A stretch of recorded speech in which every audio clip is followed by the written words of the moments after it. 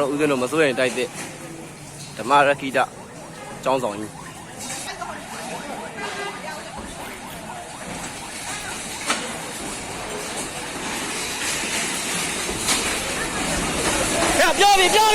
ပြောပြီတက်ကြိုးရိုက်မယ်ဦးဇင်းတို့တက်ကြိုးနေနော်တက်ကြိုးသတိထားနော်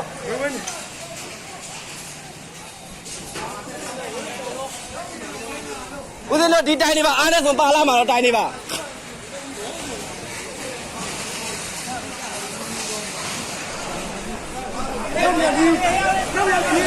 သွားပြီ